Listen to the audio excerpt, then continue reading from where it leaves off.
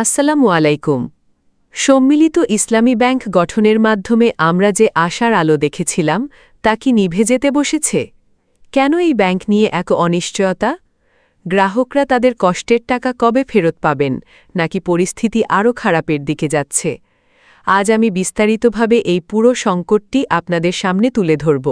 আর ভিডিওর একদম শেষে আমি আপনাদের এমন কিছু গোপন ও গুরুত্বপূর্ণ তথ্য দেব যা আপনি এর আগে কখনই কল্পনাও করেন নাই।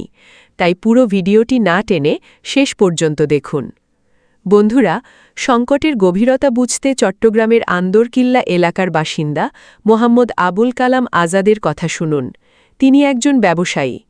First Security Islami Bank, Union Bank এবং সোশ্যাল ইসলামী ব্যাংকের ৩টি শাখায় তার ৩ কোটি টাকারও বেশি আমানত রয়েছে। কিন্তু গত ১.৫ বছরে তিনি মাত্র ৭ লক্ষ টাকা তুলতে পেরেছেন। ভেবে দেখুন, ৩ কোটির উপরে টাকা থেকেও তিনি আজ নিঃস্ব প্রায়। তিনি বিবিসি বাংলাকে আক্ষেপ করে বলেছেন, ৫ই অগাস্টের পর সরকার পরিবর্তন হল, নতুন উপদেষ্টা আসলেন, নতুন গভর্নর আসলেন, সবার কাছেই তিনি ধর্ণা দিয়েছেন, কিন্তু কাজের কাজ কিছুই হয়নি। এটি কেবল একজনের গল্প নয়। আজ চট্টগ্রাম, রাজশাহী সহ সারা দেশে আমানতকারীরা রাস্তায় নেমে এসেছেন। এমনকি চট্টগ্রামের খাতুনগঞ্জ ও আগ্রাবাদের মতো বাণিজ্যিক এলাকায় অষ্টিষ্ট হয়ে গ্রাহকরা ব্যাংকের শাখায় তালা পর্যন্ত ঝুলিয়ে দিচ্ছেন। কিন্তু সমাধান কোথায়? আওয়ামী লীগ সরকারের পতনের পর থেকে আমাদের দেশের শরিয়াভিত্তিক ব্যাংকগুলো বড় আকারের খেলাপি ঋণের কারণে প্রচণ্ড সংকটে পড়ে। এই সংকট সামাল দিতে রাষ্ট্রীয় উদ্যোগে ৫টি রুগ্ন bank, Exim Bank, First Security Islami Bank, Global Islami Bank, Union Bank এবং এসআইবিএল একীভূত করে গঠন করা হয় সম্মিলিত ইসলামী ব্যাংক পিএলসি। ২০২৫ সালের ডিসেম্বরে যখন এই উদ্যোগ নেওয়া হয়, তখন এই ব্যাংকগুলোর ঋণের অবস্থা ছিল ভয়াবহ। প্রায় ১,৯৬,০০০ কোটি টাকা ঋণের মধ্যে খেলাপি ঋণের হার ছিল ৪৮% থেকে ৯৭% পর্যন্ত। অর্থাৎ ব্যাংকগুলো প্রায় পুরোপুরি দেউলিয়া হওয়ার পথে ছিল। আমানতকারীদের রক্ষার উদ্দেশ্যে নেওয়া এই অপারেশন ছিল বাংলাদেশের ব্যাংকিং ইতিহাসের সবচেয়ে বড় পদক্ষেপ। ৪০,০০০ কোটি টাকার অনুমোদিত মূলধন নিয়ে যাত্রা শুরু করলেও বর্তমানে এর আসলে পরিস্থিতি কী? বাস্তব চিত্র বলছে, পরিস্থিতির বিন্দুমাত্র উন্নতি হয়নি।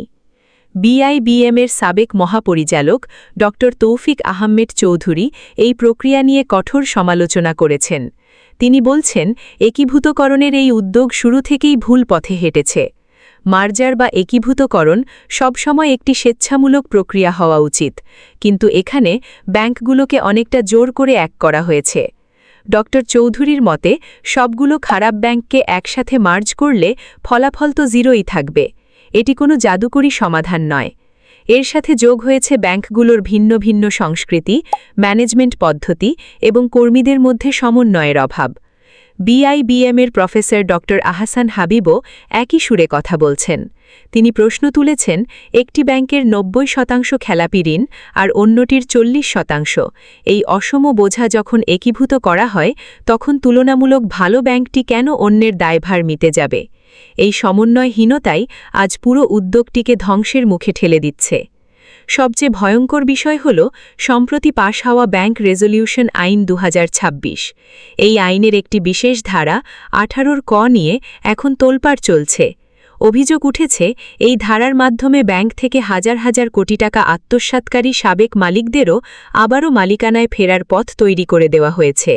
ব্যাংক মালিকদের সংগঠন বিএবি জড়োরভাবে উদ্বেগ প্রকাশ করে বলেছে, যারা ব্যাংক লুট করেছেন তারা যদি আইনি ফাঁকফোকর দিয়ে আবার ফিরে আসেন, তবে ব্যাংকিং খাতে সুশাসন ফেরানো অসম্ভব হয়ে পড়বে। যদিও বর্তমান গভর্নর আশ্বস্ত করেছেন যে এটি হবে না, কিন্তু আইনি ম্যারপ্যাচের কারণে মানুষের মনে সংশয় থেকেই যাচ্ছে। একীভূত হওয়ার মাত্র ৫ মাসের মাথায় সোশ্যাল ইসলামী ব্যাংক লিমিটেড বা এসআইবিএল এই সম্মিলিত কাঠামো থেকে বেরিয়ে যাওয়ার জন্য আবেদন করেছে। তারা এখন আবার স্বতন্ত্র শরিয়া ব্যাংক হিসেবে কাজ করতে চায়। এটি একটি পরিষ্কার সংকেত যে সম্মিলিত ইসলামী ব্যাংকের ভেতরের অবস্থা মোটেও স্থিতিশীল নয়। যখন পার্টনার ব্যাংকগুলোই অনাস্থা দেখায়, তখন সাধারণ আমানতকারী হিসেবে আপনি কোথায় যাবেন? প্রফেসর আহসান হাবিব বলছেন, ব্যাংক যদি কমার্শিয়ালি ফেইল করে তার দায় হয়তো গ্রাহকের থাকে, কিন্তু যখন বিশাল আর্থিক ক্রাইম হয় তখন তার দায় রাষ্ট্রকেই নিতে হবে, কারণ অপরাধ ঠেকানোর দায়িত্ব সাধারণ মানুষের নয়। বর্তমান পরিস্থিতির ওপর আলোকপাত করে বাংলাদেশ ব্যাংকের মুখপাত্র আরিফ হোসেন খান জানিয়েছেন, এখন পর্যন্ত এই ব্যাংকের উল্লেখযোগ্য কোনো উন্নতি হয়নি, এমনকি কোনো দেশি বা বিদেশি বিনিয়োগকারীও এখানে বিনিয়োগ করতে আগ্রহ দেখাচ্ছে না, অর্থাৎ ব্যাংকটি এখনও বড় ধরনের মূলধন সংকটে রয়েছে। তাহলে প্রশ্ন থেকে যায়, আপনার জমানো টাকা কবে পাবেন? বাংলাদেশ ব্যাংক বলছে তারা চেষ্টা করছে, কিন্তু মাঠ পর্যায়ের চিত্র বলছে গ্রাহকদের অপেক্ষা আরও দীর্ঘ হতে পারে। বন্ধুরা, ভিডিওর শুরুতে আমি বলেছিলাম শেষে একটি গোপন ও গুরুত্বপূর্ণ তথ্য দেব, যা আপনি এর আগে কখনই শোনেননি। এই যে 5টি ব্যাংক একীভূত করা হলো, এর নেপথ্যে কেবল ব্যাংক বাঁচানোর চেষ্টা নয়, বরং কিছু বড় কর্পোরেট গ্রুপকে আইনি সুরক্ষা দেওয়ার একটা গোপন প্রক্রিয়া কাজ করছে বলে সংশ্লিষ্ট মহলে গুঞ্জন আছে। সবচেয়ে বড় সত্যিটি হল, বর্তমান আইনে ব্যাংক একীভূত হলেও যদি সম্পদ রিকভারি না হয়, তবে সরকার আমানতকারীদের শতভাগ টাকা ফেরতের কোনো লিগ্যাল গ্যারান্টি বা নিশ্চয়তা এখনও কাগজে কলমে পরিষ্কার করেনি। অর্থাৎ সম্পদ উদ্ধার না হওয়া পর্যন্ত আপনাকে ধৈর্য ধরতে হবে, এবং এই প্রক্রিয়াটি 5 থেকে 10 বছর পর্যন্ত দীর্ঘ হতে পারে।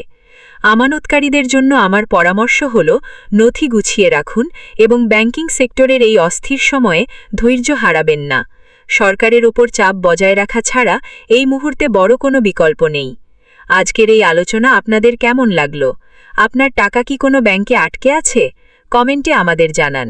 ভিডিওটি ভালো লাগলে লাইক দিন এবং শেয়ার করে সবাইকে সচেতন করুন। দেখা হবে পরবর্তী ভিডিওতে। আল্লাহ হাফেজ।